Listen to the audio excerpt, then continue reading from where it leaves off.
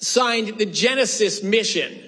This is a major initiative for the United States to lead in AI, to maintain our global superiority, military, technology, economic. AI is going to be transformative for our country, and we cannot be second behind China. A Biden administration or a Harris administration would guarantee we could not lead in AI because we'd be short of energy. We'd have inflation problems racking our country. We'd have blackouts across the country today. President Trump has stopped the closure of coal plants. He pushed to...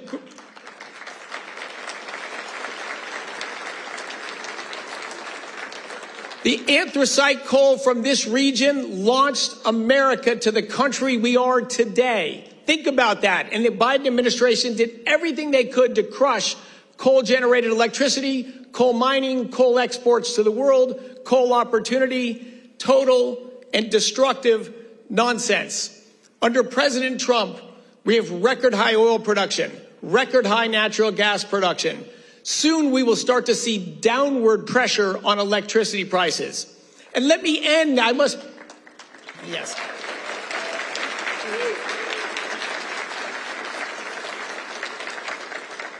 I take that as a sign that everyone prefers lower electricity prices over higher electricity prices.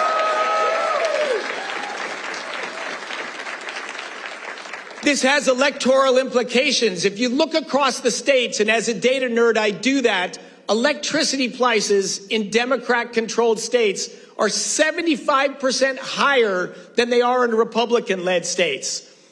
If you want low electricity prices, what you want is the ability to build infrastructure, to build new power plants and keep the ones you have open.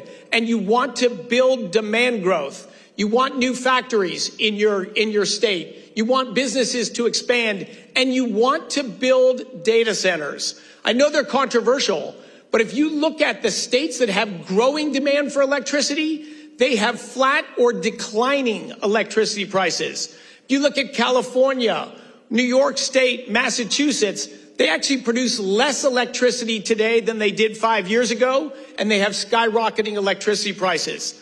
You get economic growth going in Pennsylvania. People build factories, expand things, build data centers. That is a road not only for jobs and tax revenue and economic opportunity, it is the road to lower electricity prices. It is the road we can all follow thanks to President Trump's leadership. God bless you all, and I love the state of Pennsylvania.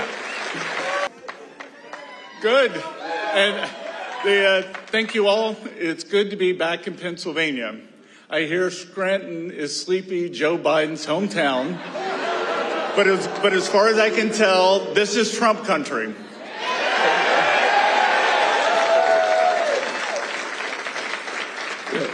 Pennsylvanians elected President Trump for a second term because they had had enough of a president who put America last. Biden and his autopen were the chief architects of the worst inflation, Bidenflation, in a generation. His administration made life impossibly expensive for American families through a toxic mix of what I call the 3 I's: immigration, interest rates, and inflation. Biden's immigration free-for-all was among the greatest abuses of power ever imposed on the American people. By allowing 10 to 20 million illegal aliens into the country against the will of voters, the last administration stole both jobs and homes from American families. Home prices and rents soared as millions of illegal aliens who were never supposed to be here in the first place competed for housing. And wages cratered from the glut of new labor supply. Biden's open borders effectively created a black market in labor that kept wages for working Americans artificially suppressed. Thousands of our own citizens suddenly found themselves out of work or working a job that barely paid the rent. At the same time, they saw their rent costs climbing higher. Why? Because they now had to compete for a limited number of homes against a seemingly unlimited number of illegals. Donald Trump stood above the endless stream of illegal immigration yelling, "Stop, stop."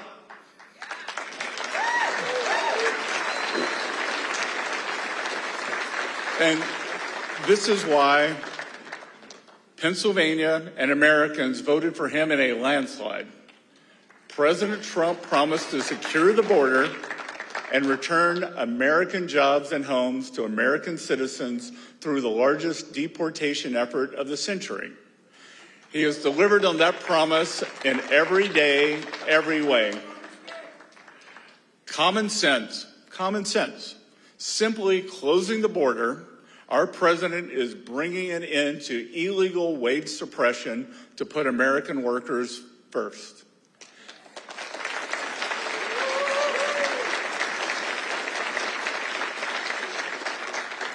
And his policies are already bearing fruit. Real wages across the country are up 1% on the year, the first time in 4 years.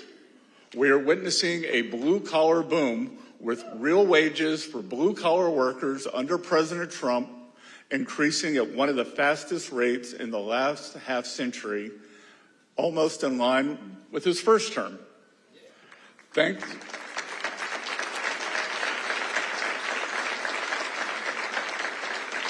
Thanks to the president's efforts to clean up illegal immigration, he is fixing high home costs as well. Rents have come down significantly. Consider that the average national price of rent has decreased 5% since the peak of Biden's immigration insanity.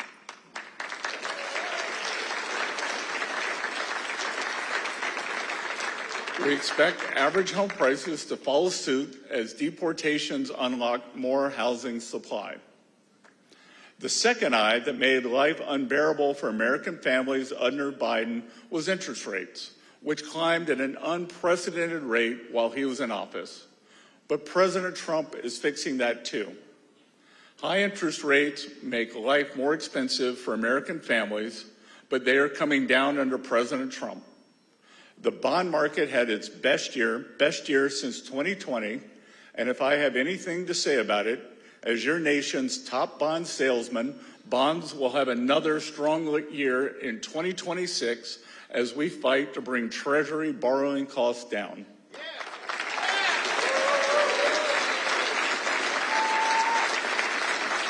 Lower Treasury borrowing costs mean lower mortgage rates, lower car payments, and lower credit card bills, which all translates to greater buying power for all Americans.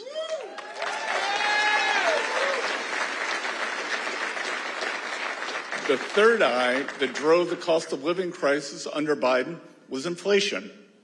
The previous administration ran up the highest deficit in U.S. history outside of a recession or wartime. As a result, inflation skyrocketed to a 40-year high. As Secretary Wright, the highest in his lifetime and my lifetime. Families watched our hard-earned savings melt away as prices of consumer goods climbed ever higher. As with immigration, the Biden administration stole from the American people through inflation. Consider that 42% of inflation under Biden was triggered by his administration's runaway deficit spending. Inflation is the ultimate stealth tax. It's the government's way of spending money it doesn't have and devaluing yours. Biden ran up America's credit card and left all of us here to foot the bill in the form of higher prices in groceries, gasoline, clothes, and other goods we depend on. This was just one more reason voters like you elected President Trump. President Trump is stamping out Bidenflation for good, and we fully expect it to roll down next year. Prices went up under Biden because his central planning policies created scarcity. Scarcity in nearly every sector of the economy, from housing and energy to credit and consumer goods. This made inflation even worse than it would have been as a result of deficit spending alone. But where Biden created scarcity, President Trump is creating abundance. Thanks to President Trump's efforts on deregulation, America's businesses are able to build and innovate again. Thanks to his one big, beautiful bill, Americans are taking home more of their hard-earned income as a result of no tax on tips, no tax on overtime, no tax on Social Security, and deductibility of auto loans for American-made cars. American-made cars. And thanks to his heroic efforts in trade, trillions of dollars in new investment have flowed into the United States, and our workers are finally able to compete on an even playing field. These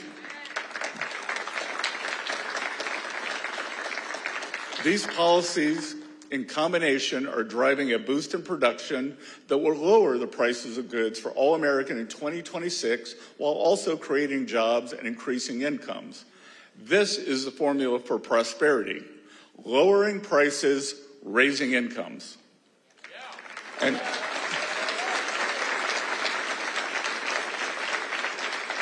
every component of the Trump economic agenda is in pursuit of these twin goals. Under President Trump, scarcity is giving way to prosperity. The benefits of his agenda are now rippling through the economy, and those ripples will become waves as his agenda gathers force in 2026. President Trump has put a decisive end to the three I's. I would add a fourth one: insanity, under Joe Biden. Insanity.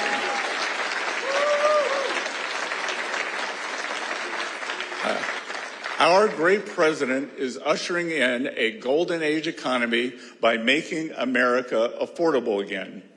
We're grateful to have you with us, and I look forward to the president speaking to all of you this evening. It's great to be with you. Thank you.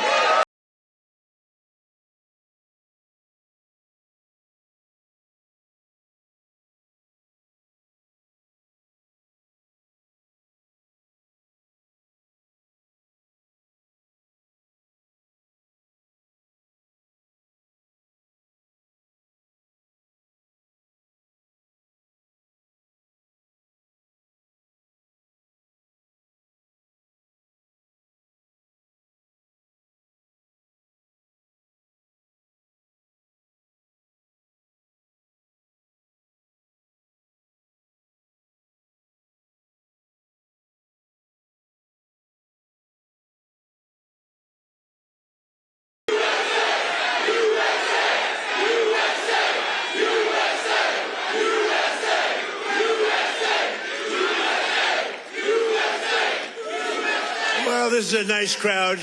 You got a lot of people. You've got a lot of people standing outside tonight. It's freezing. They got here yesterday like at 2 o'clock in the morning or something. Well, I'm worried about them. Would anybody like to give up your place? Let some people come in from the cold. You go out to the cold. I don't think so. I just want to say hello, Pennsylvania, and I'm thrilled to be back in this incredible Commonwealth with so many proud, hardworking American patriots. That's what you are. So am I. I'm a proud hard worker. I'm a proud patriot, but you're a proud patriot. Thank you very much, everybody. It's a great reception. You know, we're on to expose what happened recently when we took over. You know, it's 10 months. And already we have the largest investment ever made in the history of, not our country, of any country anywhere in the world. Think of that. But let me begin by wishing each and every one of you a very Merry Christmas, Happy New Year, all of that stuff. Remember when I started in 2015, I made my first speech, and I said, we're going to bring back Christmas. Remember, the radical left wanted to get rid of the word Christmas. I said, I don't think that's going to work out. And we did it, and now everybody's saying Merry Christmas again. But just over 1 year ago today, with your help, we saved America. That's what happened. We saved it. In the most important election victory possibly in the history of our country was going down. We were a country that was being scoffed at, laughed at all over the world. We won all 7. Thank you, Charlie. She said, and you saved us. Who are you? Stand up, please. Who said that?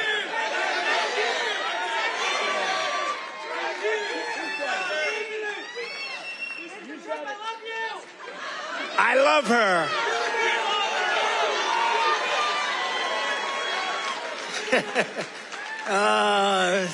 Only in Pennsylvania can this happen. I know this state. By the way, last election, did we kick ass in Pennsylvania? We won. That means we won 3 times in a row, as you know. But we won all 7 swing states. We won the Electoral College, 312 to 226. We won, and by the way, the real vote was much more than this, but we wanted to make it too big to rig. We won the popular vote for the first time of any Republican in many decades, and we won 86% of all counties in America, 2,700 to 525. That's good. We did it. Not me, we did it. And now, after just 10 months in office, I'm pleased to report that America is winning again, Pennsylvania is prospering again, and I will not rest until this Commonwealth is wealthier and stronger than ever before.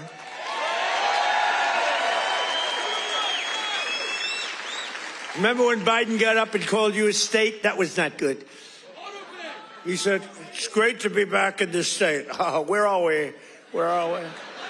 What state is it? It's Pennsylvania. Oh, okay. Now, we're respected again as a country. We're respected. Since my inauguration, we've created nearly 60,000 new Pennsylvania jobs, including 4,000 Pennsylvania manufacturing jobs that the Democrats gave up on. You're doing better than you've ever done. Under our leadership, more than 40,000 Pennsylvanians have been lifted off of food stamps. 40,000. And working with a great guy, remember David McCormick? He used to go to every rally I had. He knew what was happening. And he's here again, as usual. I can't get rid of this guy. Where is he? He got a little lucky, though, you know, in Butler, a place called Butler, Pennsylvania. I love Butler, Pennsylvania, but it was amazing. And we had a tremendous crowd, like 55, 60,000 people. Then I called David. I said, David, come on up. He was working like hell to get elected. It was a tough race. And very few people could have done what he did. But I said, right at the beginning of the speech, I said, David, come on up. Come on up. I want to, this was before the thing happened. And then I looked up and I said, you know what, David, just stay there. I'll get you later. You're so lucky, David. You're so lucky you don't know. I could have had a little differently shaped ear if it weren't for you. You know, you got very lucky that day. People don't talk about that, but I remember I called him up and I said, just stay there. Because he was walking a little bit slowly. I didn't want to take the time. Oh, boy, that was a good day for you. What a job he did. He's really a great guy, and his wife, Dina, is fantastic. Thank you. Stand up, brother. He's a lucky man. Working with Senator David McCormick, we've secured commitments for nearly $100 billion of investments in Pennsylvania. We were up here a few months ago. Some of the greatest energy companies in the world made that. We were doing it on a beautiful day. A little warmer than it is outside today, David. But over $100 billion, and we've saved a great American company. You know, we saved, this little group of people and me, saved a little company called U.S. Steel. And it's hot as a pistol now. And we have the keys to the company. It's always going to be here. It's never moving. They said, what happens if it moves to Japan? I said, you can't move a steel mill to Japan. You can move a headquarters, but the steel mill stays here. That's all that matters. And I will tell you, the company is spending billions and billions of dollars, and there was no second by comparison. Other companies were interested, and they really are. They call me all the time, tell me they're really excited about it. And, they're building a lot of additional plants. It's turning out to be beyond what anyone thought possible, but we had to save U.S. Steel. U.S. Steel was one of the greatest companies, which really, for a long period of time, years ago, the greatest company anywhere in the world. U.S. Steel was, you see it with the big factories that were, 2 years ago. Now it's starting to fill up. The tariffs have filled it up because people are coming here. Other steel companies are coming to Pennsylvania now because they don't want to spend 100%, 50%, 25% on tariffs. They're all coming in. It's amazing. The word, remember when I said tariff? My favorite word is tariff. True. But then I got a lot of heat from the fake news. Look at all of them back there. I took a lot of heat. I got up early on. I said my favorite is turning out. Tariffs are bringing us hundreds of billions of dollars. I just helped our farmers out because they're starting to do really well. But in order to try and negotiate, some countries played a little cute, and we just gave them right out of a tariff money. Cost us nothing. Right out of the hundreds of billions that we've taken in, we gave the farmers a little help, $12 billion, and they are so happy. And all they want is a level playing field. And now it's happening. And the tariffs are making them rich. It's going to be, you're going to see what happens over the next 2 years. It's like a miracle is taking place. But we've taken in hundreds of billions of dollars, really trillions. Scott, we have the great Scott Bessent. Scott, stand up. And if you add to that all of the companies that are pouring their money to building plants in Pennsylvania and many other states, auto plants, AI plants, plants of every type, which we would have never had if we didn't put the tariffs on. Did you see where Europe now is saying, I think we got to start doing what Trump is doing. We've got to start putting on tariffs because we're getting our asses kicked, and it's true. But, Scott, if you really think about it, it's trillions of dollars, not billions of dollars, right? So it's amazing. It's the smart people understand it. Other people are starting to learn. But the smart people really understand it. 1 year ago, under Sleepy Joe Biden, have you heard of him?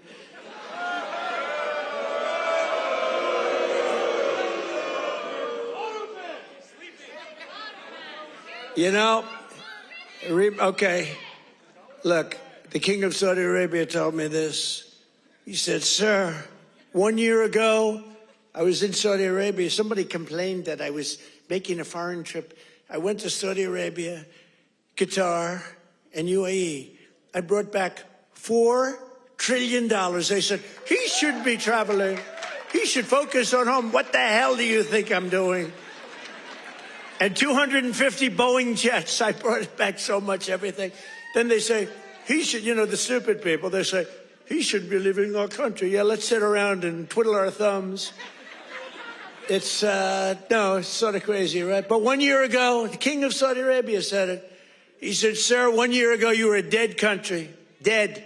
They were focusing on China. They were looking for, who's next on line, frankly. And he's a good man. And the Emir of Qatar said it. UAE said it. The big company, the big, smart country said it. We were a dead country 1 year ago. We were dead as a doornail. We were going down the tubes. And now we're the hottest country anywhere in the world. There's nobody close. Sure.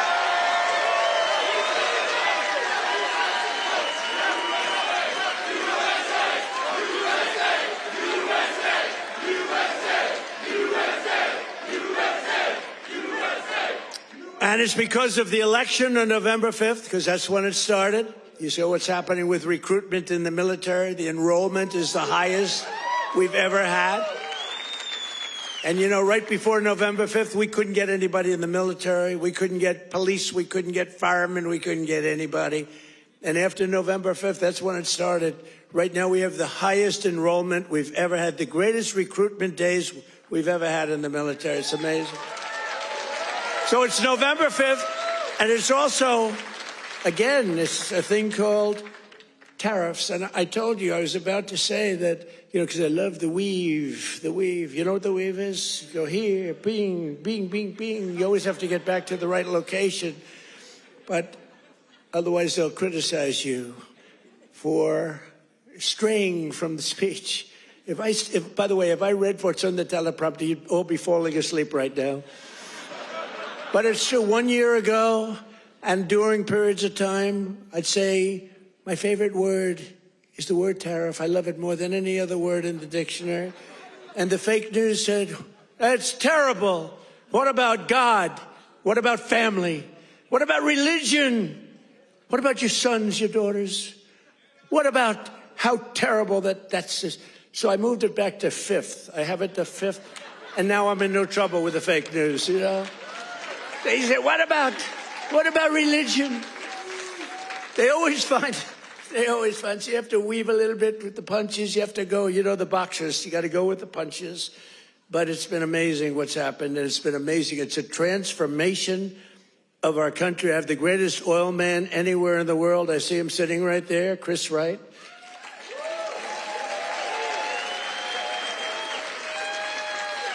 I was going to put him in, Doug Burgum. He's great. He's interior. And I said, Doug, I want you to go to energy. You're really fantastic at energy. Came from North Dakota.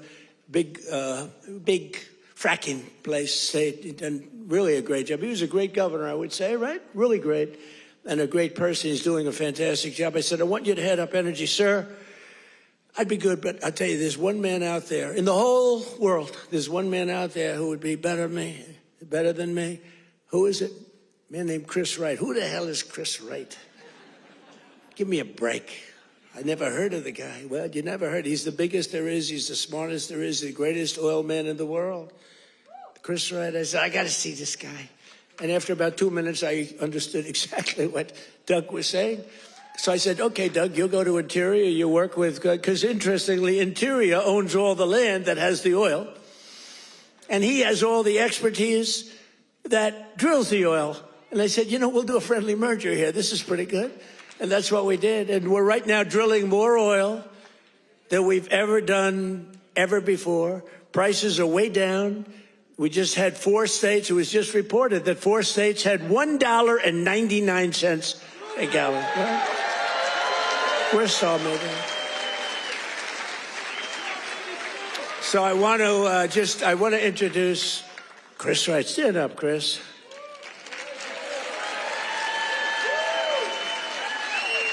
Who would think, you look at him, he's a nice looking guy and all that. Who would think he's rated, he's the most talented oil guy. He can put his nose on the ground and tell you whether or not there's oil. Other people have to spend billions of dollars on machinery and equipment, and it doesn't work. So I want to thank you. You're doing a great job. And is it true? We are right now, energy overall, not only the oil and gas, we are right now involved in more energy and have more energy in the works by far than we've ever had before. Is that right? Yeah. Not even close. Yeah. And I have no higher priority than making America affordable again. That's what we're going to do. And again, they caused the high prices and we're bringing them down. It's a simple message. If I had one message tonight, this is being covered like all over the world. This is crazy because I haven't made a speech in a little while. When you win, you say, I can now rest. So Susie Trump, do you know Susie Trump? Sometimes referred to as Susie Wiles. Susie Trump. She's the great chief of staff at the, they don't use the word chief of staff anymore because of the Indians got extremely upset. But now the Indians actually want their name used, which is true. They never didn't want it used. But the chief of staff, and she's fantastic, she said, we have to start campaigning, sir. I said, I won. What do I have to do already? They said, we have to win the midterms, and you're the guy that's going to take us over the midterm. Where's Susie? Susie, come on, Susie. Look at Susie. Susie's the greatest. And who do we see there?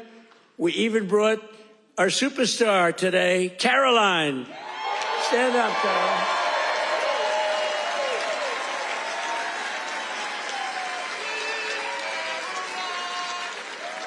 Isn't she great? Is Caroline great?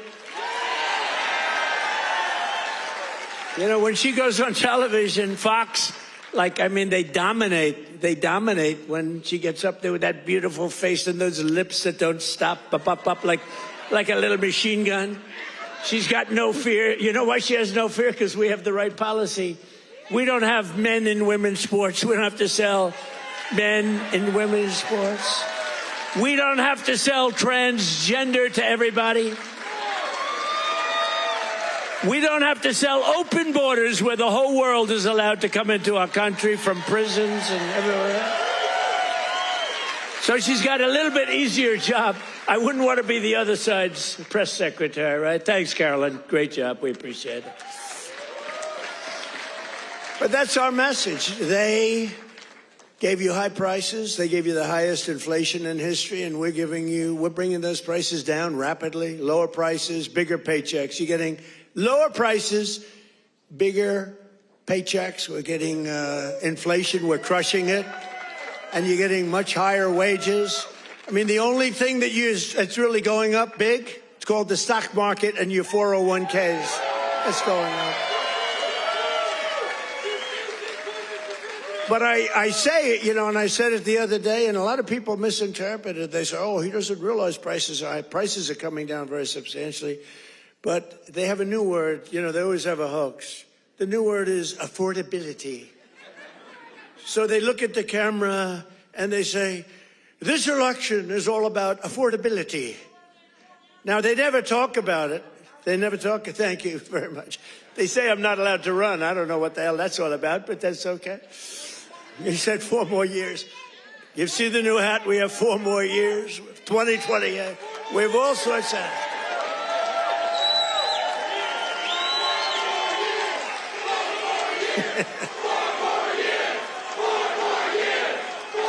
It's a very powerful fuel.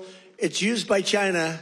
You know, China makes all our windmills, but they don't have any wind farms. It's a little interesting, isn't it? Wind is the worst. That's a scam. They ruin your valleys. They ruin your peaks. The most expensive energy. The only ones that get rich are the developers who make a fortune. You have to change your windmills. And most of them are made in China, but China has very few wind farms. You know why? Because they're smart. You know what they do have? A lot of coal. They love coal. So that's okay. But we have clean, beautiful coal. And we brought it back into vogue. We have nuclear. We have oil and gas. We have sort of everything. We don't approve windmills. We don't approve it. I'm sorry. We don't like things that kill all our birds. And that every time you put one up, only the guy that owns it makes a lot of money. Those guys, what a joke. And they are ugly. You're right, sir. But Democrats talking about affordability is like Bonnie and Clyde preaching about public safety. And they are really truly the enemy of the working class when they do it, because we're going to have a great energy policy. You know, our oil prices are coming down very substantially, energy prices. And honestly, with that, everything comes down, because there's nothing nearly in the category of oil. You wouldn't even know what second is. There are seconds and thirds, but it's so far down the list we don't even talk about them. You get energy prices down, which we're doing.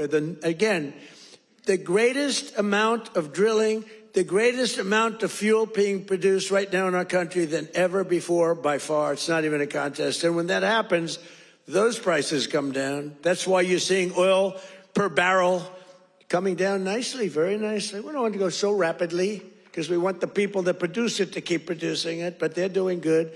But it's amazing. But when energy comes down, your other prices come down too, all of your prices. And that's exactly, we inherited the highest prices ever, and we're bringing them down. We inherited the worst inflation in the history of our country. Think of that. And we're bringing them down rapidly. Their entire agenda is about robbing working people to fund their far-left cronies and give lavish benefits to foreign migrants and illegal aliens. You can't do it. Look, we all have a heart. We don't like what's happening. But, you know, when they allow them to come in, we have a border that, by the way, they don't talk about the border. Why don't you talk about the border anymore? The border is, for months, it's closed. Actually, their people, because they're radical left, Their people, radical left, they rate the border and everything. You know how many people came into the border over the last 7 months? You know what it is? Zero.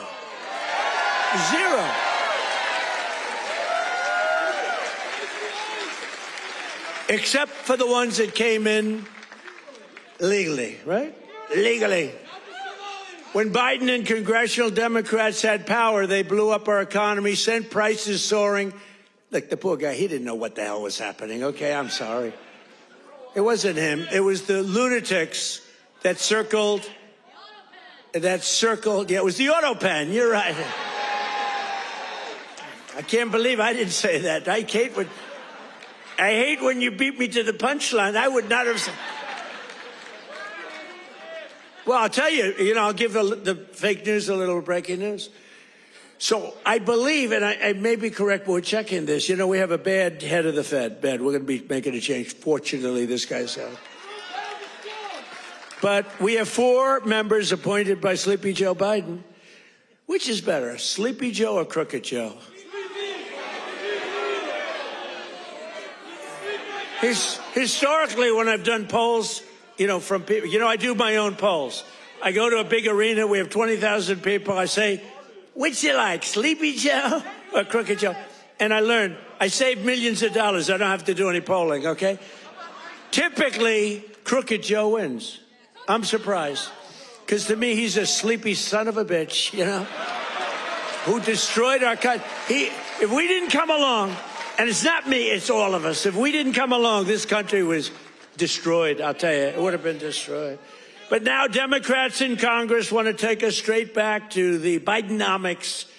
They don't change.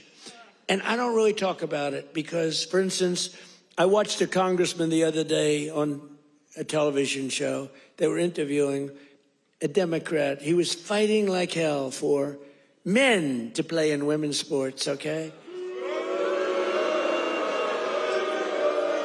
And I was going to put something out. I was going to he's a well-known congressman. And I said, let's save it about 2 weeks before the election. Right, David?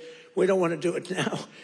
What the hell good does it do now? Let's save it for about 2 weeks because we don't want them to change. Just let them keep going. I think transgender for all is a great, great thing for the Democrats to be talking about.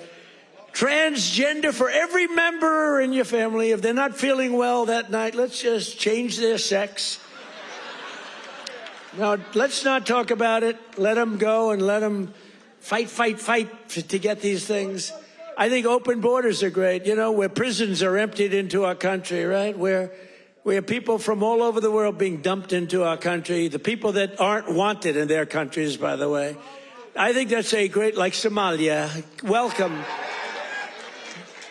Do we have any individuals from Somalia in the group? Please raise your hand.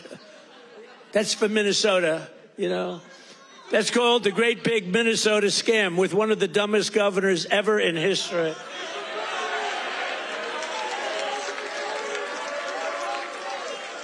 I love this Ilan Omar, whatever the hell her name is, with the little turban.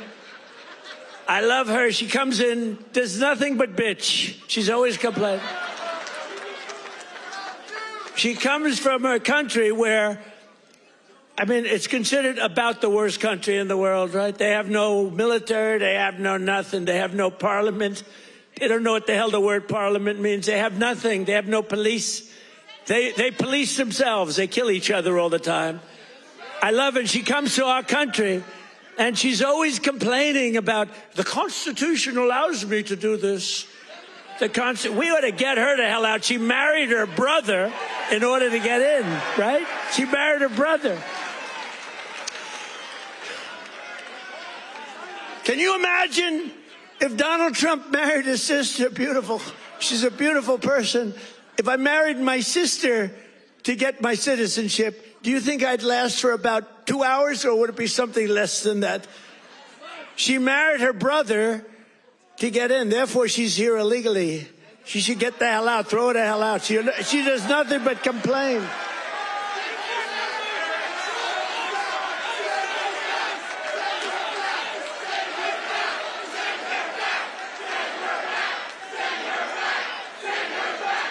So now, and we have our savior in this room. His name is Secretary of the Treasury, Scott Bessent. He's right there. Because that very handsome man, by the way, if you're picking the Secretary of the Treasury, is he like the perfect guy for a movie? He's made for the movie. Stand up, Scott. Look at him. No, he's central casting. He's central casting. But you don't, under that beautiful exterior is a killer. And here's what happened. He is in charge of the investigation of Somalia and the billions of dollars they have robbed from Minnesota, right? I hope you do your job.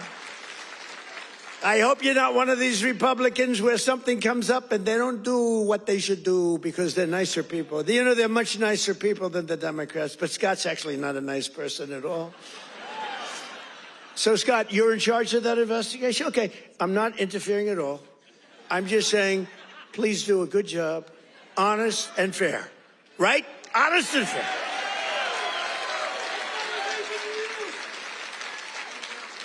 Oh, if he's honest and fair, you know what he's going to find?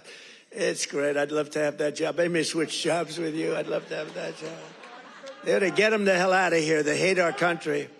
And she hates our country. And her friends hate our country. And AOC hates our country. They all do. And we have a new candidate in the great state of Texas, where I won Texas by more votes than anybody. And you have to understand, I'm being judged by these bad people back there, the fake news. So anything I say that's slightly off, I get like headlines. Donald Trump exaggerated, or Donald Trump lied. They give me Pinocchios, Washington Post, a Pinocchio. They lie every day. They give me a Pinocchio. But think of this. If I make even the slightest mistake, what they do is they go after me. Everything I say is correct. We have now a new candidate. I won Texas by the largest vote in the history of Texas 3 times, okay? I love Texas. Just like I love Pennsylvania, the Commonwealth of Pennsylvania. Just like I love, honestly, every one of our states. I love all of our states. We've done so well. I love all of our states. What? By the way, is this a different country now than we had a year and a half ago? Right? What a difference.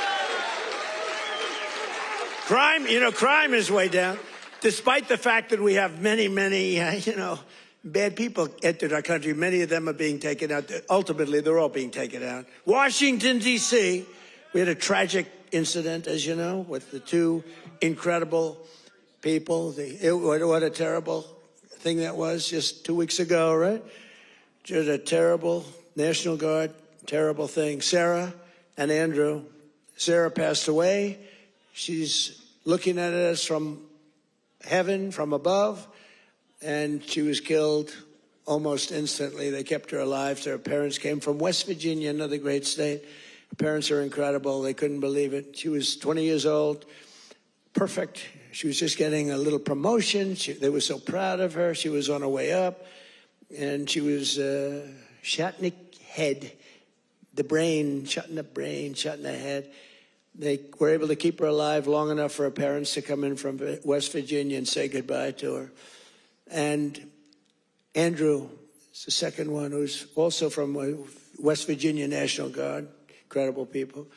And so they were both from West Virginia. And his mother's named Monica. And Monica's the most positive person I've ever seen. The night that he was so badly hit and the doctors gave him almost no chance, I called their hospital room and spoke to her. And she said, sir, he'll be fine. Oh, no, I'm telling you, I'm praying. The whole country is praying. Sir, I'm telling you, don't worry about it. He's going to be fine. This is the mother talking to me. And the father's like devastated. He's an incredible guy too, both. And I went and invited them to the Oval Office, and they came in. She said, sir, he's fine. It was amazing, actually. And today, Monica, she said, we're all praying, and I'm praying. And then she called to say, sir, he moved his finger today. This is like 3 days later. He moved his finger. And today I got a call that he got up from bed. Do you believe that? He got up. He got up.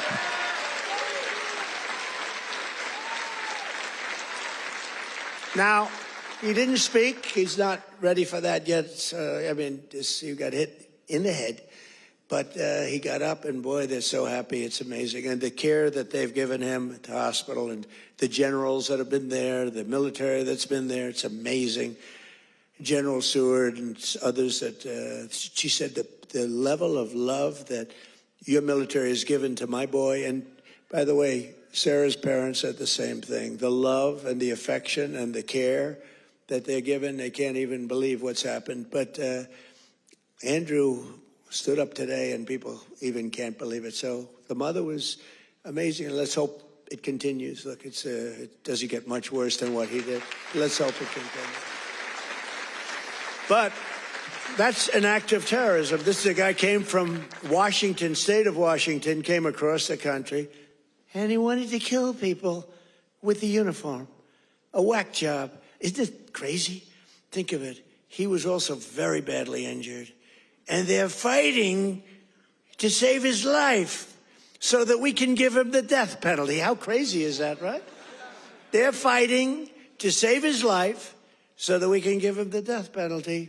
That's the way it really should work, right? The doctors have to do their job, and then the lawyers have to do their job. But it's an amazing country. Actually, Andrew's father said that. He said, they're fighting for him. I hope they save him, sir, because I hope he has to understand what he did, how bad it is. And he's going to, I think he will be saved, actually. It looks like they will save him. He wasn't as badly hurt as Sarah or Andrew, but isn't it an amazing thing? They're working so hard to save his life, and we're going to put him up for the death penalty. Amazing, huh? Only in America. That's only in America. You know, in one way, there's something beautiful about it. In another way, it's a little crazy, right? In my first term, we built the greatest economy in the history of the world. You know that. We had the greatest economy in history, even with the COVID came, and it really hurt the world. It was a gift from China, but China got hurt very badly, too. We're getting along with China. They're buying a lot of our soybeans. Keep buying those soybeans there. You know, you heard all about magnets and rare earth. They were great. I met with President Xi. Scott was with me, and we had a whole group. Marco was there, and Chris was there. We were all there, and we made incredible deals with China. We're getting along. Getting along is a good thing. You know, getting along is a good thing, not a bad thing. It's a smart thing, and they're buying literally trillions of dollars worth of our products and all of that. And we had a very good meeting. Remember, the whole world was going to shut down over rare earth. That was 2 months ago, and that worked out very well. It all works out well. If you have a smart president, it works out well. If you have a dummy, it doesn't work out well. But we had a great economy. We had the greatest economy in our country's history, but we had what's called the greatest economy. This is the first term, probably ever, of any country. Now, in addition to that, we rebuilt our military. We got the biggest tax cuts ever. We got the biggest regulation cuts ever. We had the best job numbers. We had a great first term. Or frankly, to be honest with you, I wouldn't be standing here. Because if I had a bad first term, you know, you might say, I like him. He's really good. But we had a lousy first term. You're not going to vote. You voted for me because we had a great, despite all of the Russia bullshit, despite all of the impeachments, you know, think of it. The impeachments, all of the crap we had to go through with these crooked Democrats. They're crooked as you could be. They're bad people. They're sick people. But despite all of that, we had an amazing first term. Our second term is blowing it away. It's blowing it away. So we're doing it again, but bigger, better, and stronger than ever before. There's more work to do, but today, 22 states, we're setting 22 total. Is that right, Chris? That just came out, that statistic. We're down lower than we've been in 7 years in gasoline prices and oil prices, not just the 3 states that I talk about with $1.99 a gallon. How would you like to have $1.99? You know, that's the equivalent of a very major tax cut. You know, when you get the energy prices down, it's really the equivalent, maybe even in many cases better than a big tax cut, which we gave you. We gave you the biggest tax cut ever in the first term. We then gave you, with the great big beautiful deal, which is phenomenal, we gave you something that's even better than we did. We gave you an extension of the biggest tax cuts and the biggest tax cuts ever, even bigger than the first term. And that's one of the reasons that your 401ks are through the roof. It's one of the reasons that the stock market is at the highest point. So rent prices are down, dairy prices are coming down very strongly. The cost of Thanksgiving turkeys was down by 33% compared to the Biden era. Biden era. You know what you did during the Biden era for Thanksgiving? You said, oh my God, this is terrible. It was a rotten Thanksgiving.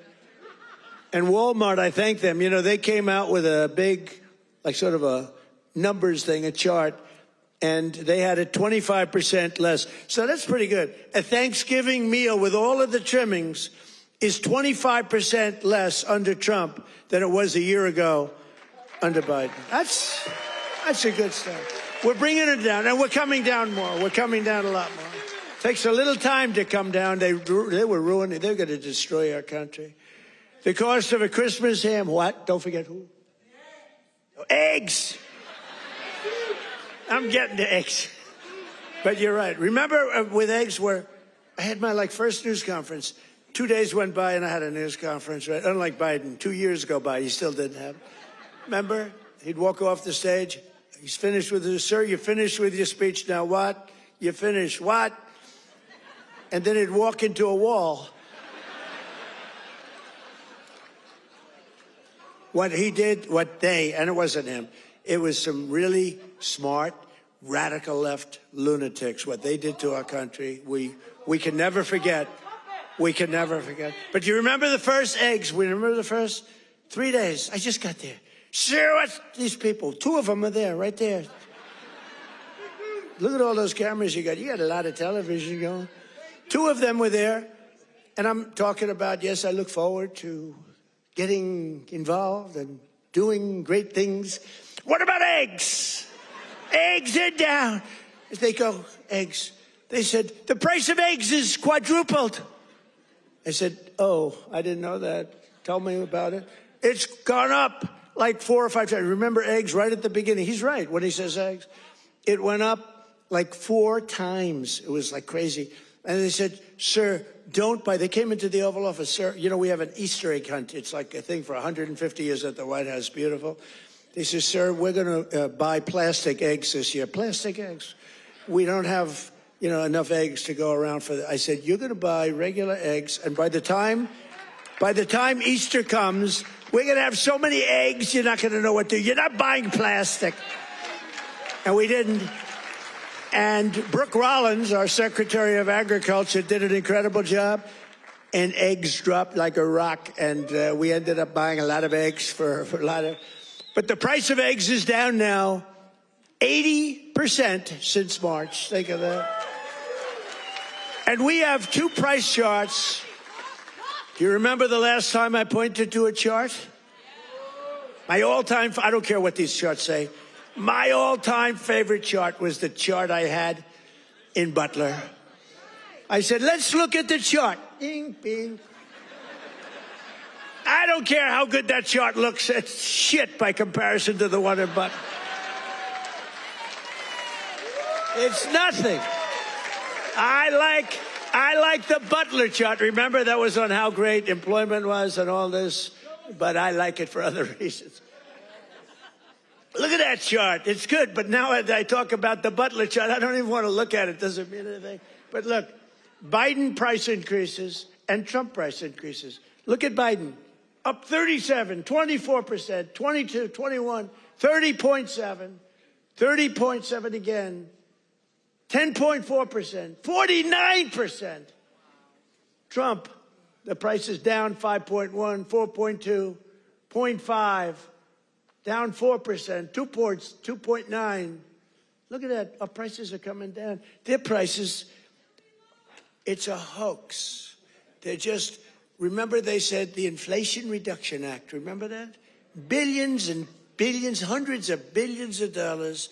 The inflation, and after they got it approved, because we had a few Republicans that went along with that whole hoax. And remember, we're going to pass the inflation. And I said, there's nothing to do with inflation reduction there. There's nothing to do with that. It has nothing, it had nothing to do with inflation either way, other than raising inflation, perhaps, because it was such a stupid. And then they admitted, they fought it like, oh no, this is inflation. After they got the thing passed, then they said, we agree, it has nothing to do with inflation. Screw you, we don't care. That's what it is. We're dealing with bad people. And the word affordability is the exact same thing. And I can't say affordability hoax because I agree the prices were too high, so I can't go to hoax because they'll misconstrue that. But they use the word affordability, and that's their only word. They say affordability, and everyone says, oh, that must mean Trump has high prices. No, our prices are coming down tremendously from the highest prices in the history of our country. And look at that chart. Let's see the next one. You have another one, I think, mortgage rates. Even with a lousy Fed chair. We have a lousy Fed chair. Oh, and by the way, it looks, you're going to have to check this, please. I just heard it could be that all 4 commissioners in the Fed signed by Biden, including Too Late. You know who Too Late is? Too Late, pal? Jerome Too Late. He's too late with his interest rates for a reason. He's a bad guy. He's not a smart guy, but he's a bad guy. Too Late. Is he going to lower rates a little bit, finally? Did you see where Jamie Dimon, respected guy, said, you got to get the rates down, you schmuck, you know? But I hear that the auto pen may have signed those commissions. If they signed those commissions, now maybe I'm wrong, but we're going to check. Have you checked that? Are you hearing it? Who signed it? Did he sign it or did the auto pen sign it? I'm hearing the auto pen. You know, you can't use the auto pen unless it's very strongly authorized, unless you show you know what the hell you're doing, which is impossible of him to show. So, I don't know. I think it's something we have to look into. You put people there that are not authorized to be there. I know I signed Chris Wright. I signed everything, but I signed Chris Wright. If I gave you an auto pen, they could throw you the hell out of here, Chris. The difference is they would do it, you know? We try and be too nice. No, would you check that, Scott, okay? Because I'm hearing that the auto pen could have signed maybe all 4, but maybe a couple of them. We'll take 2. So look at that, Biden. I love that laugh. Who's the woman with that great hearty laugh? That's a woman that likes Trump. That's not beautiful. Anybody can laugh with that happiness. She likes Trump. He likes Trump, too, with the hat. Yes, that's right. Thank you. Thank you, man. Thank you.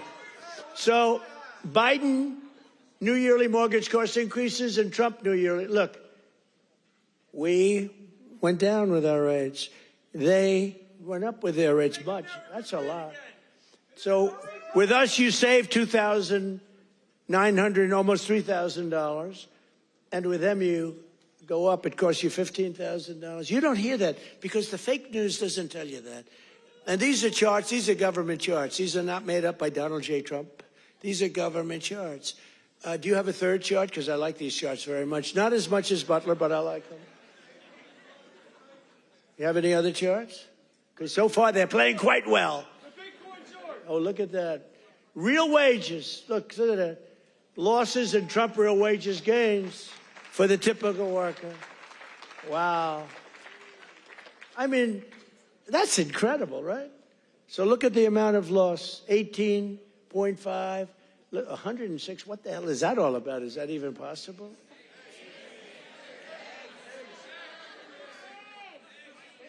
Biden food. Oh, I see. No, that's the eggs. You moved that chart very quickly. I said, what's going on with that chart? They did. That was Houdini did that. Because I was saying, boy, I really like the numbers having to do with real wages, but, you know, they played very well. But this plays very well, too. So, yeah, Biden food price increases. Trump, look at that. Look at that. So ours are decreases, all decreases, and they're moving down good. But look at AIDS, 106%, and we got them down 15%. Look at those numbers. But you don't hear that from the fake news. You don't hear that. What do you think of that, David? I think we're going to have to do something. You know, we should impeach him, but he's gone. I guess we can't, right? By the way, if it were up to them, numbers like that, they would have impeached. Those numbers are terrible, and those are government numbers. So thank you very much, everybody. It's good. We have a couple of other charts we're going to show you, too, that are just terrible. We're also working to bring down the cost of health care. Obamacare is a scam. Under Obamacare, trillions of dollars were given directly to health insurance companies. Their stocks are up 1,700% in a very short period of time. Would you say that's good? Obamacare's primary purpose was to pay off insurance companies. You know, the insurance companies back the Democrats very heavily. I want to give billions of dollars directly to the people. I want to take all of the billions and actually trillions, but over a period of time. And I want to give all of that money we give to the big, fat, rich insurance companies, and I want to give them nothing. I want to give nothing to the insurance companies. I don't want to give all, because they're sucking our country dry with this scam by the Democrats. That was Obama, and I've always said it, Obamacare, but now you see the numbers because your premiums are going up on Obamacare and everything. It's forcing everything up. But we want the money go directly to the people. We want you to go out and buy your own health insurance, and you'll get much better health insurance at a much lower cost. Everybody knows this is the best way to go, but the Democrats, they're bought and owned by the insurance companies. So let's see how many of them have the guts to vote for this. You know, we're putting in bills where all of that money, hundreds of billions of dollars, goes to the people to go out and buy your own health care. And everybody's different. Some are young people. Some are older people. It's a much different, really, set of criteria. In 4 years under Biden, Democrats secured less than $1 trillion in new investments in our country. Think of that, though. And we've done in 10 months, we've set the all-time country record by many times. I'm going to get the exact numbers many times. 18, what are we over 18, right around 18 trillion? We could hit $20 trillion in the first year with 10 months, 18 trillion versus less than 1 trillion. And I'll tell you what, it was going to go down if it wasn't going to be like even anything. It would have been negative because companies were pouring out of our country. The stock market has set 51. This is in less than 10 months. The stock market has set 51 all-time record highs. There's never been anything like that. Bum, bum, bum. Bum, bum, bum. It's set, think of that. It's set 51 all-time record highs in less than 10 months. That was as of about 3 weeks ago. Before I entered office, 100% of all new net jobs were going to migrant workers. Think of that. 100% of new jobs were going to migrant. These are government numbers, by the way. These are not Trump numbers. These are government numbers. Because they say, well, did Trump come up with these numbers? No, I didn't come up. I'm just... Migrant workers and illegal aliens got 100%. But since I took office, 100% of all net job creation has gone to American citizens. How about that? Now, how about that? Even I will give myself a hand.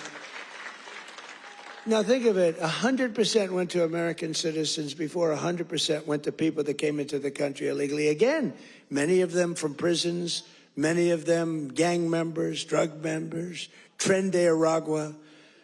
More Americans are working today than at any time in the history of our country. That's why when they ask about the economy, you know, you have fake polls. How's Trump doing? You hear these numbers. How's Trump doing on the economy? I was interviewed by a very hostile group today. I said, why am I doing these people? They're hostile. But they were relatively fair because they can't beat you. I don't mind. I can be interviewed by anybody.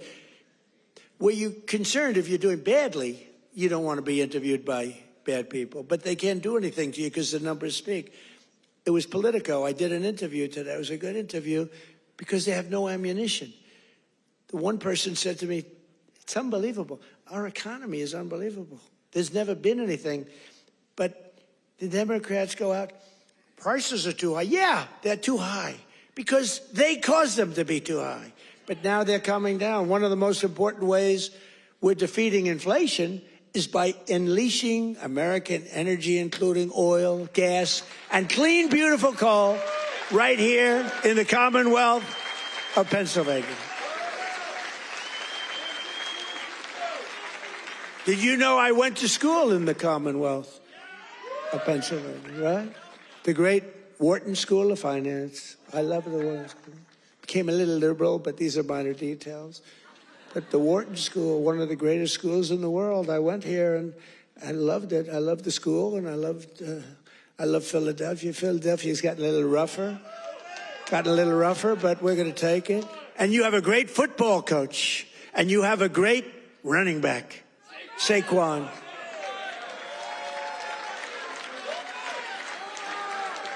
You know, I got to know Saquon a little bit.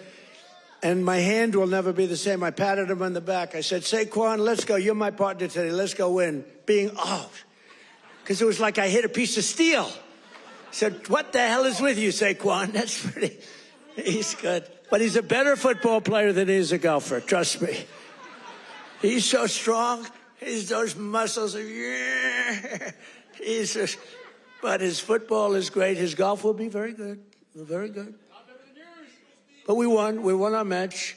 And you do have a great coach. I was with you, Coach. I got a little streak going here, but that'll change. But he's a great coach. Well, you won the whole deal, right? I got to know him last year when he came to the White House, and I said, this guy's he's a real leader. The players loved him. And you had some players that are just, really just fantastic guys. But you have a good football team. It's really good to watch. But for 4 long years, Biden and the Democrats tried to endlessly kill Pennsylvania energy jobs. They worked so hard to kill the jobs. They wanted wind all over the place, Let's go buy those windmills for millions of dollars each from China. Every time it goes around, you lose $15. Did you know that? That's on average. You're supposed to make money with energy. You're not supposed to lose money with energy. And everybody that's doing wind is in virtual bankruptcy right now. If you look at UK, I told he's a nice man, Starmer, Prime Minister. I said, you have a great energy source in the North Sea. Use it, or you're not going to be in office very long. Their energy prices, they're putting wind all over Scotland, all over the most beautiful fields in the world, Scotland. All over beautiful. Oh, we have some Scottish people here. Where the hell did you come from? We have Scottish people. But they're putting wind all over Scotland. The people are not thrilled with it.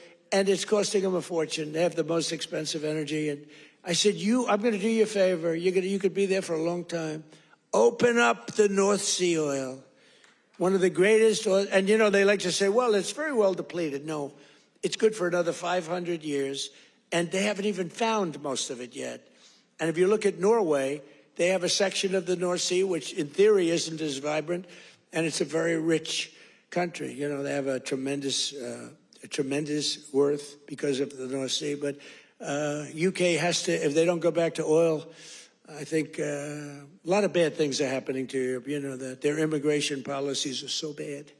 Is so bad. They're destroying our beautiful Europe. I love Europe. They're destroying Europe, and they better do something. I'll give them just some free advice. I'm focused here, but I give them free advice. They better be careful because immigration and energy are going to destroy Europe. On day one, I ended the war on Pennsylvania energy. I just terminated something that was insane. And we all love Elon. Elon was up here campaigning, right? But I said, Elon, I think electric cars are great, but not everybody wants an electric car. And I ended the insane electric vehicle mandate where everybody was supposed to have everybody was supposed to have an electric car by the year like 2030 or some ridiculous year like that. It's just not going to be that way. I don't think it'll be some like hybrids, some going to like gasoline powered. I mean, the nice thing about gasoline is we have 2,000 years worth of we have more gasoline, we have more oil and gas than any country anywhere in the world. Is that right?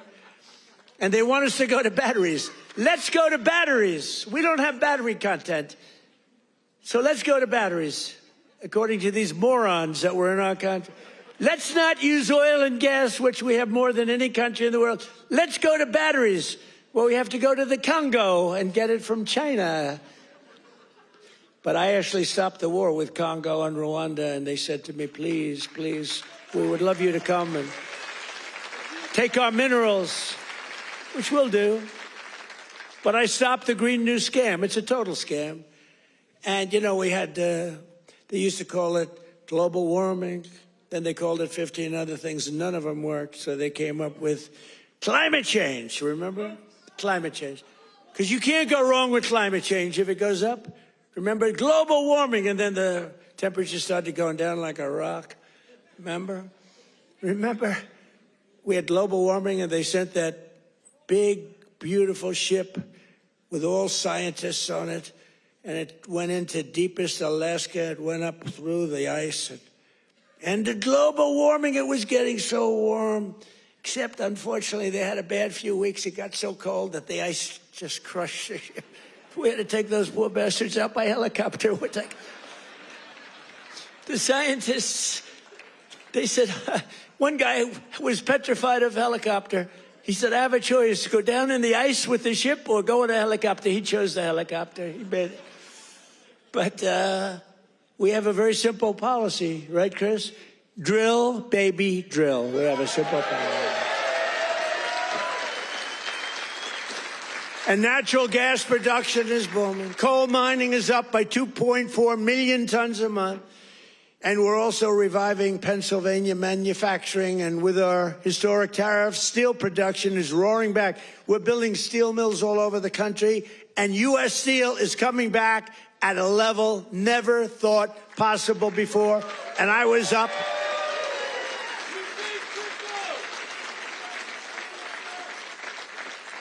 And I was up here and with the workers and with Selena. Do you know Selena? Does everybody know? And with some other people. We were up with some great people, and we spent the whole day, and they were determining whether or not they want to make which one of the deals. I went to the workers. I said, which one do you like? We picked the right one. As I said before, billions of dollars they're spending. And the steel workers are doing phenomenally better. I think you're going to do better than you've ever done before. You were losing all of your steel. If we didn't have tariffs, you would have no steel. We wouldn't have one steel mill anywhere in the United States. And that would be really bad for, Scott, national security. The one thing you need steel. You know, you can give up certain products. You can give up pencils. Because under the China policy, you know, every child can get 37 pencils. They only need one or two, you know. They don't need that many. But you always need steel. You don't need $37 for your daughter. 2 or 3 is nice, but you don't need $37.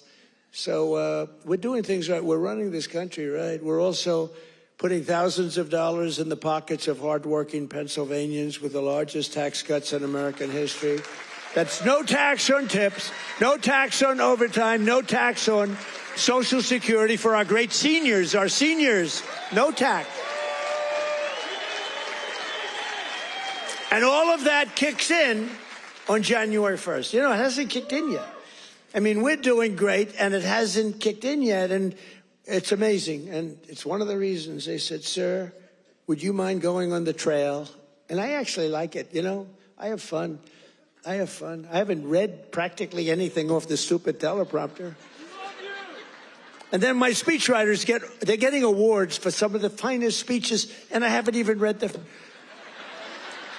And the award for the finest writer in the history of speech making, Ross. Where are you, Ross? Are you here, Ross? Where the hell is Ross? Ross, are you here? Look, first time I've ever introduced him. Ross, get over here. I got it. He's a young, handsome man. He's the greatest. Thank you, Ross. Very low-key guy. Thank you. Look at Ross. He's so shy. I can't believe it. We're joined today by Donna Zajac, a mom and a waitress of over 45 years who lives in Stroudsburg. Does everybody know where Strouds? I know where it is.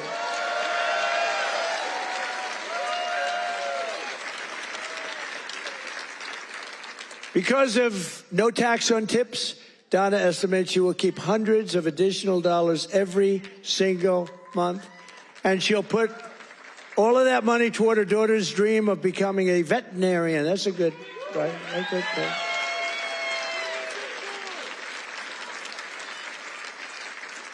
Are you here, Donna? Where's Donna? Oh, come on up, Donna. Come on. Come on. You want, say a few words. Look how beautiful she is. She stood up. She wasn't supposed to come up, but when I looked at her, I said, come on up, Donna. Look how beautiful she is. You're not allowed to say that anymore. You know, in politics, if you say somebody's beautiful, that's the end of your political career. I say, I don't care. I don't care. Come on up, Donna.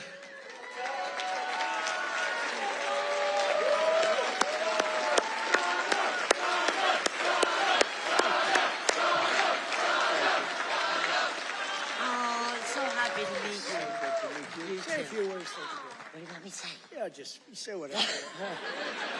This is always dangerous. Thank you, Trump. Thank you to President Trump for having me. This is like my sister dream, but I love you too. My sister Ann loved you too.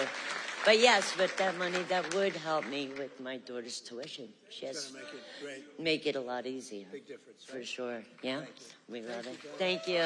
Thank you.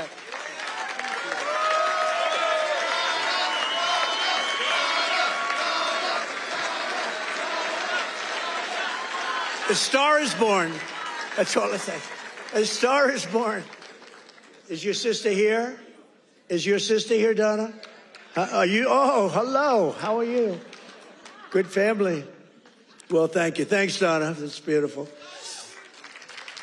Also with us is Marine Corps veteran Sean Downey, who now serves as a firefighter and a local first responder.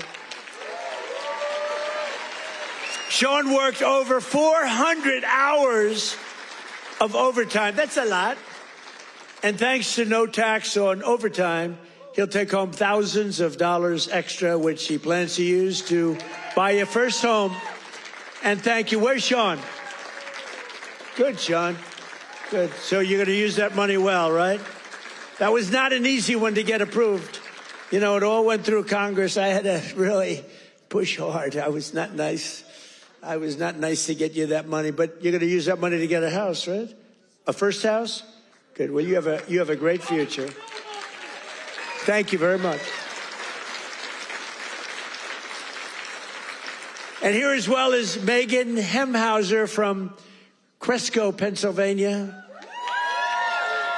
Megan's husband works 10 to 15 hours of overtime a week operating heavy equipment while she bartends and waits tables at night and homeschools her two children during the day, getting more and more prevalent. Homeschooling getting more and more. It's happening. That's okay. It's good. But thanks to no tax on tips and no tax on overtime, more than a quarter of their income will be tax-free. Megan, do you want to come up? Come on, Megan. Come on up.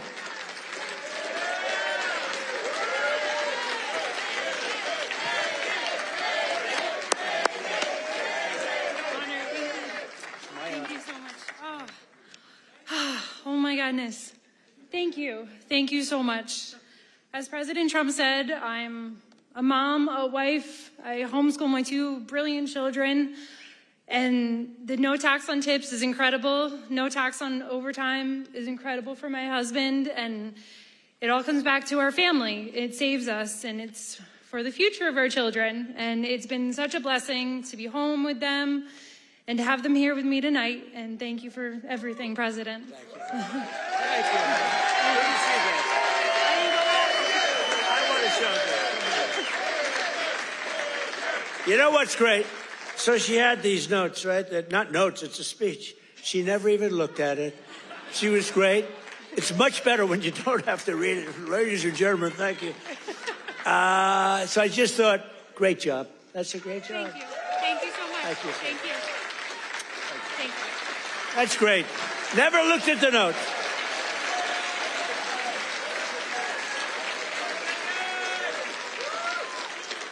She never looked at those notes. That's pretty cool. I have a lot of professionals sitting right here. They'll get up and read a speech. But Megan didn't have to do that. Another key part of our tax cuts is known as Trump accounts. Under this new program, the federal government will be creating an investment savings account for every single newborn American child with $1,000 to be invested and grow over the course of their life, right at the beginning of birth. Friends, family, employers, and loved ones will be able to add thousands of dollars a year, and it's like a trust fund for every American child. It's going to be something, and it's really exciting. And I want to thank Michael Dell and his beautiful Dell computer. Go out and buy a Dell computer. He got it started. He put up $6.25 billion. And he started with nothing. Think of that. And he just put that up. $6.25 Michael Dell, thank you wherever you may be. Michael is probably in Texas watching us right now. And his beautiful wife, they're a great couple. His wife is incredible. Every single Democrat in Congress voted against these unbelievable benefits for American families. Why would you vote against? Money is being put up. Big money is being put up. And you know, these kids, when they get to be 18, 20, 21, 30, 35 years old, they could have $100,000, $200,000. And they're going to be rich. I mean, they're going to feel rich. And they're going to be watching it grow. And they may be helping it grow. Who knows? You never know. But it's going to teach them. It's going to be a great thing. This was Michael and some other people's ideas. They wanted to do this. And they spoke with their wallet, too. They put up a tremendous amount of money. So I just want to thank Michael Dell, his wife and family, and everybody else that was with us the other day. It was a big day, and it's a big event. But we're joined today by some of your representatives who voted to put more money in your pockets. And these are great people. And I introduced David. I'm going to ask him to stand up again, because David McCormick is a really great man in the truest sense. He won a race. You know, he really did well the first time, too, but some bad things happened, right? And very few people are willing to do that again. And to be honest, if he would have lost, I know his wife. She's a beautiful woman, extremely into the social scene, but respected by everybody. She would have left him if he lost. And I told him that. Dina would have left him. She's that way. Hey, we can't help it. That's the way she is. So I said, David, you're taking a big risk if you run again, because if you lose twice, your wife is leaving you. And he wasn't worried. Stand up. David McCormick. Yeah. He was so great. He followed me every single time I spoke. He was there, and he got up and he'd speak. And I'll tell you, we had big crowds, David, and the audience listened to you. In fact, they liked him more than they liked me in some cases. I was thinking about, let's keep him off the stage. But they really loved you. And you've been a great senator. And you have a great wife. Thank you very much. Thank you. And a congressman who's been a warrior, and a couple of guys that have just been unbelievable. But Rob Bresnahan, would you stand up, Rob? What a job you're doing, huh? Young, handsome, central casting. Great job. Thank you very much, Rob. Great job. And another one. These are warriors, these two guys. But the three of them. And then you have the senator, but the three of them. Ryan McKenzie. Ryan, thank you. And it's hard for me to explain how hard they work, but they were working so hard getting that big, beautiful bill. I call it the great, big, beautiful bill passed. You know, that was supposed to be in 17 bills. And I actually said it because I'm not that experienced. I haven't been doing it that long, believe it or not. I haven't been doing this. I had one man, he was a congressman, and we had a big meeting, and he was telling us all how to do something. And I said, I disagree with that. He said, sir, I've had 22 races and I've won 20 of them. I know what I'm doing. And I said, sir, I've had 3 races and I've won all 3 of them. And mine was for president. And he said, all right, you got me on that. He's actually a good man. He got a little carried away one day. But that's because these guys wanted to do it my way, too. So we had 17 bills prepared, Dan Muser, right? Stand up, Dan. What a great guy. Stand up, Mrs. Muser. Dan is he's a very powerful congressman, but he's a great person, great man. All 3 of these guys, they're warriors, and your senators, very few people that I've ever met that would take that risk. It was a risk. You know, it takes guts to run for public office, right? It takes guts. A lot of guys talk, including me. I talked about this for a long time before I did it. It takes courage to run for any public office because, you know, you can be very embarrassed. You can ruin your life. Look at me. I got impeached. I got indicted. I was never going to be impeached, indicted. I get indicted like 87 times with these stupid... See, they should have indicted me once. They would have had a better chance. With all of the... I used to get up. It was very important. I'd get up and say, here we go again. Ladies and gentlemen, I got indicted again. And nobody believed the whole thing. And then I'd explain it, and it turned out to be a hoax. I mean, it was a total hoax. They're very, very bad, very, very bad people. But Dan Muser has been a great congressman. He was thinking about running for governor. I think you would have won if you ran, but, you know, in a selfish way, I like you in Washington even better. So I want to thank you very much. Great job. Thank you. That's even more important. Thank you. Thank you very much. And thanks as well to Secretary of the Treasury, Scott Bessent, and Secretary of Energy, Chris Wright. You guys have been great. Thank you. I introduced them, but I want to introduce because they have been so good. A major factor that fueled inflation under Biden was the invasion of 25 million people. Think of this. 25 million people came into our country totally unchecked and unvetted, mostly across our southern border. 10 months ago, we inherited the worst border in the history of the world, and now we have the strongest border in the history of our country. We've never had a border that strong. And people don't talk about it. You notice they don't talk about it. When I was running, it was the biggest thing. And before I was running, that's all they talked about, the border, the border, the border. And now I fixed it. Nobody wants to talk about it. Even my people. They say, sir, don't put it in your speech. Why? Because nobody cares about the border. You fixed it. No, but you know how bad that is? Because they forget what you did. We had a border that was so bad. Everybody, criminals, everybody pouring into our country. Anybody. You know, the Congo, I just settled that war. The Congo, their entire prison population was set into our country. Venezuela, their entire prison population was dumped into our country. And now we have the tightest border we've ever had. We have one of the strongest borders anywhere in the world. I would say there's one country that has probably a stronger border. You know what that is? You know what that is? North Korea.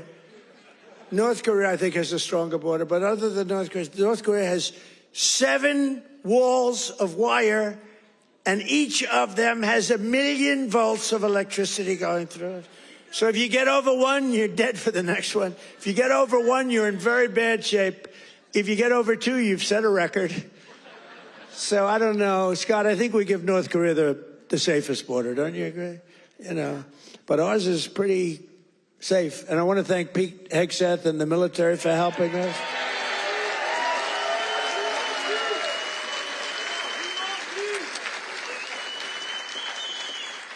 And again, for 7 months in a row, we've had 0 illegal aliens that have been admitted to the United States, and nobody.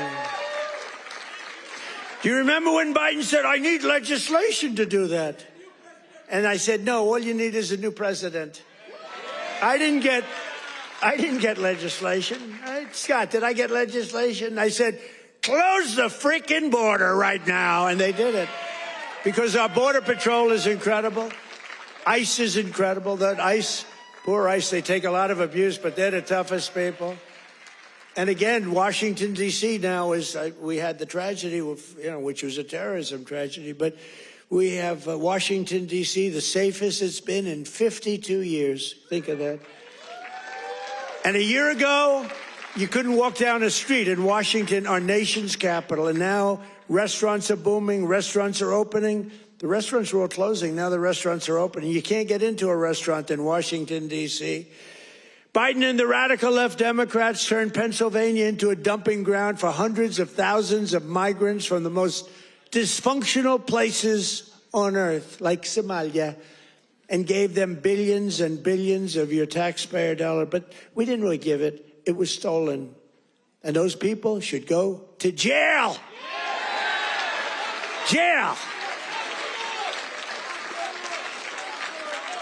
And if they don't go to jail, Scott Bessent is toast.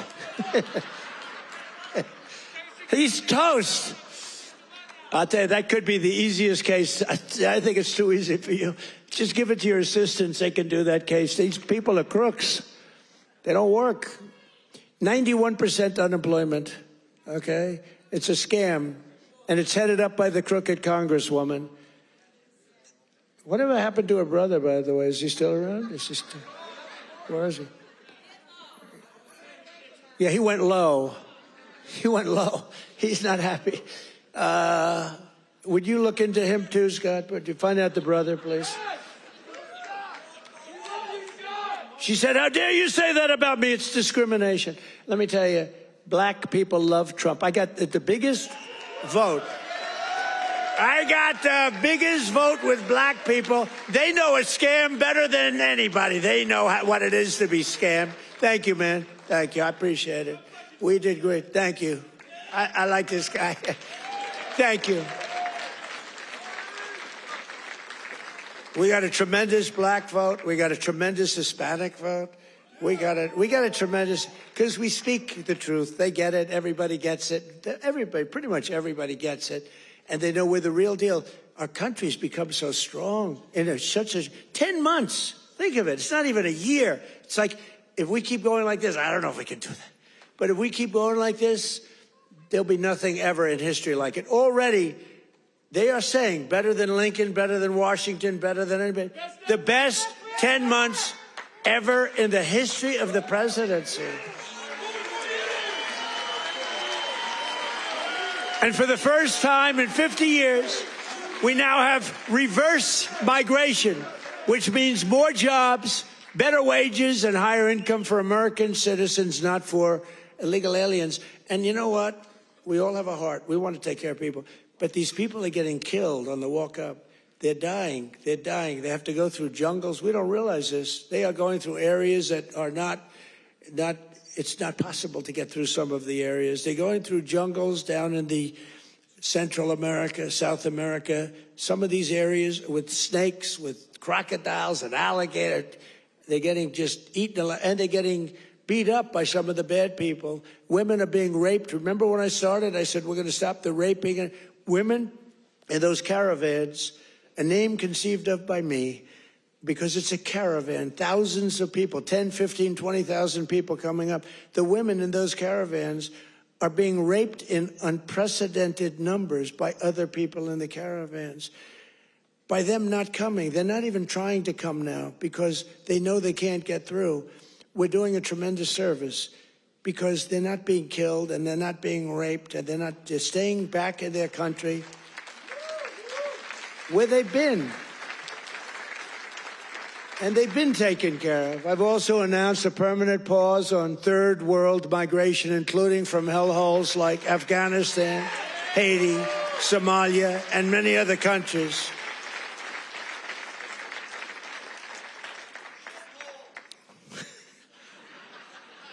I didn't say shithole, you did.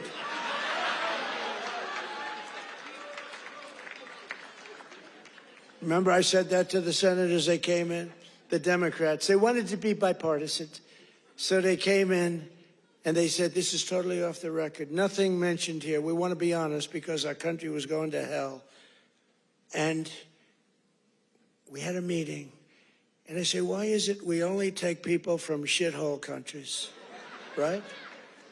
why can't we have some people from Norway, Sweden, just a few? Let us have a few. From Denmark, do you mind sending us a few people? Send us some nice people, do you mind? But we always take people from Somalia, places that are a disaster, right? Filthy, dirty, disgusting, ridden with crime. The only thing they're good at is going after ships. But they don't go after our ships. You know why? Because that same missile that knocks the crap out of them, that with the drug dealers from Venezuela and others.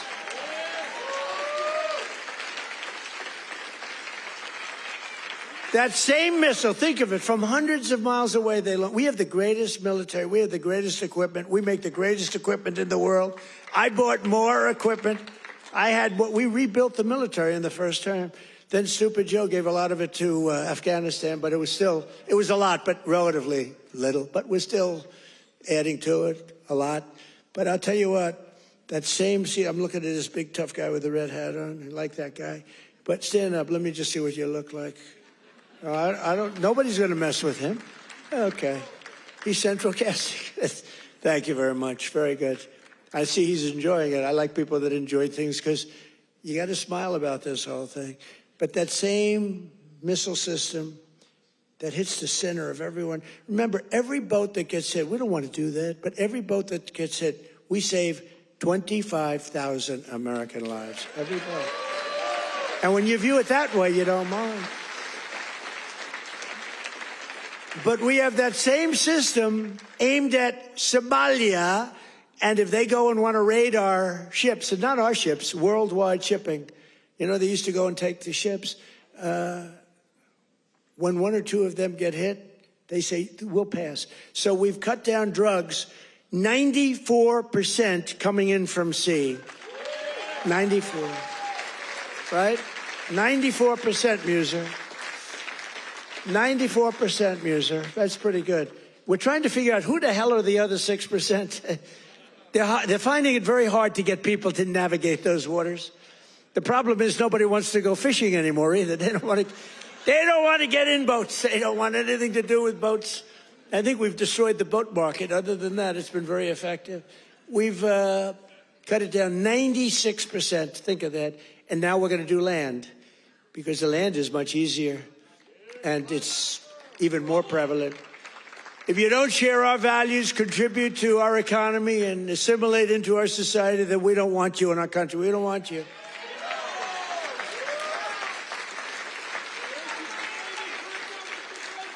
I mean, Ilhan Omar and the people from Somalia, they hate our country. And they think we're stupid people, which actually, when they allow that to happen, they are. That's headed by Governor Walz, one of the dumber people around. No, but think of it. He's given not like peanuts, billions. These are people that don't work in their own country. Their own country's a failure. They have no money there. And yet they come into our country and steal tens of billions of dollars. How stupid are we to allow that to happen? They can't earn 10 cents in their country. They come over here and rob. Are we that easy? Are we that easy to allow a thing like that to happen? That's up to you. And look at what's going on in North Carolina. We have a big Senate race. We have a fantastic man, Michael Whatley, running as a Republican, head of the Republican Party. Won elections, won the presidential election for us. He's running against a governor who's a radical left lunatic. And Michael should win. I don't know. It's hard. You beat a two-term governor, but the governor didn't do a good job. But what's happening in North Carolina? Two of the most vicious murders that anyone's ever seen in Charlotte. And it's all run by the Democrats. What's going on there? The young lady from Ukraine, you saw that one where a guy from behind just cut her throat on tape. Can't even watch it. What's going on in North Carolina? You need a Republican running that, and you've got to have a Republican senator elected. If you don't, and Michael Whatley's running, he's going to be great. So we have people from North Carolina here. Otherwise, I wouldn't be wasting so many words, you know. It's a Senate race, but you agree with me, I think, Mr. Senator, right? Together, we've achieved more in less than 1 year than most other administrations have achieved in 8 years. and we're restoring law and order to our cities, backing the men and women of law enforcement. I love law enforcement. And standing with the heroes of ICE and Border Patrol. We've ended political correctness in our military. We've renamed the Department of Defense into the Department of War. I said to Pete, Pete's a tough cookie, and I said to Pete, I used to do interviews with him, and all he wanted to talk about was the military. I said, this guy's great, smart guy, great education, great everything. The press gave him a hard time, real hard time, but he's really proven to be very, very good, very, very strong. Young, strong, smart. We have Raisin Cain, the great general who knocked out ISIS for us in 4 weeks. Raisin Cain, they said it was going to take, right? They said it was going to take 5 years, sir. Or, sir, it'll take 5 years. He said, sir, I can do it in 4 weeks. Did it in 3 weeks. Knocked out ISIS. He did a hell of a job in knocking out the Iran nuclear capability. We knocked out the Iran nuclear capability. Now compare that to Jimmy Carter, the Democrats. Well, he was a nice man, but he was.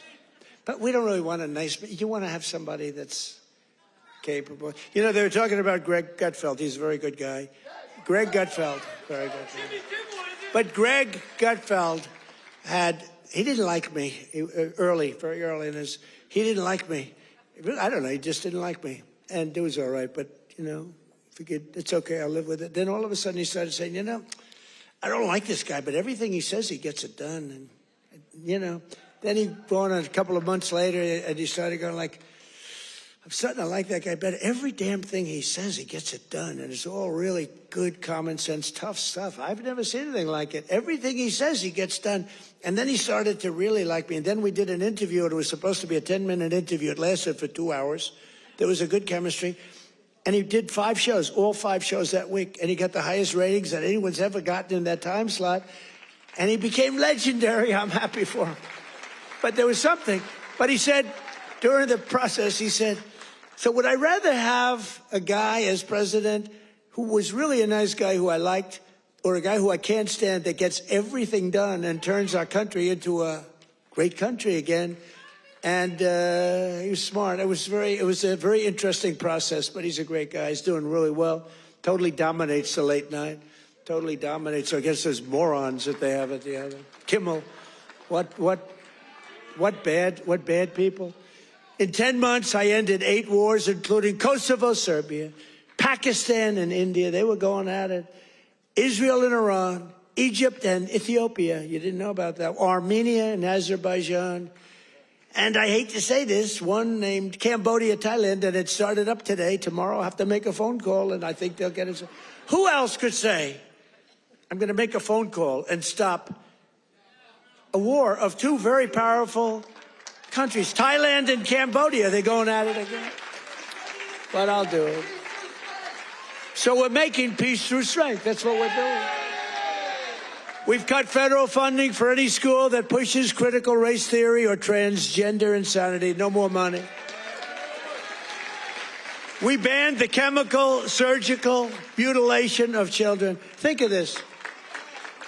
Can you imagine if you were up here 15 years ago? We have banned the chemical mutilation of children. They'd say, this guy's crazy. We actually had to ban it.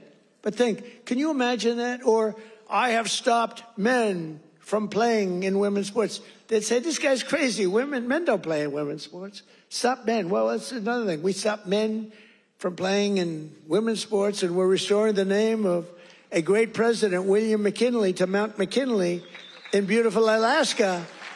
And I renamed the Gulf of Mexico into the Gulf of America.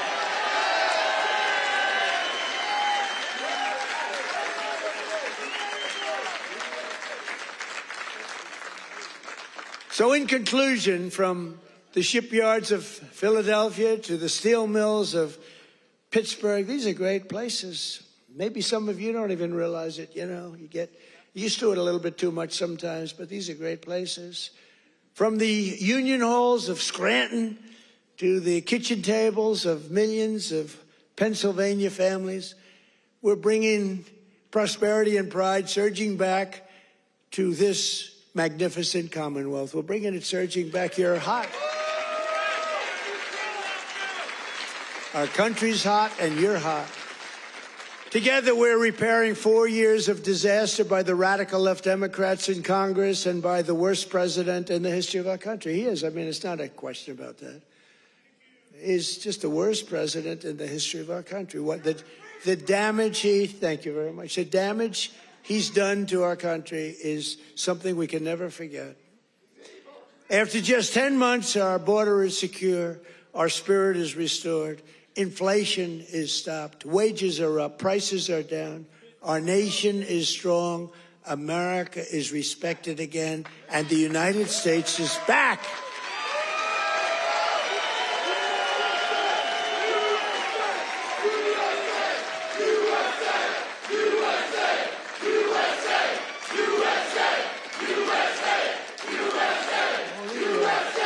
All these people, right?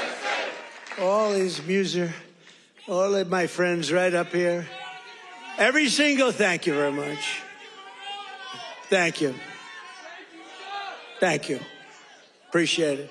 He looks like The Rock. You look like The Rock. Stand up. Let me see what you look like. Yeah, look at that. The Rock would be very happy with that look. Every single day of this administration, we will keep on working for the hardworking American citizens, people that love our country. We will fight, fight, fight, and we will win, win, win.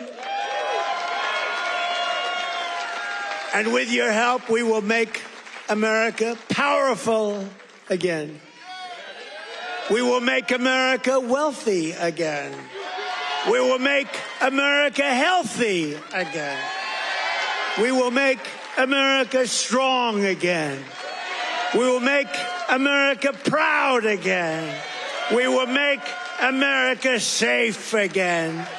And we will make America great again. Thank you, Pennsylvania. Thank you. We love you, Pennsylvania.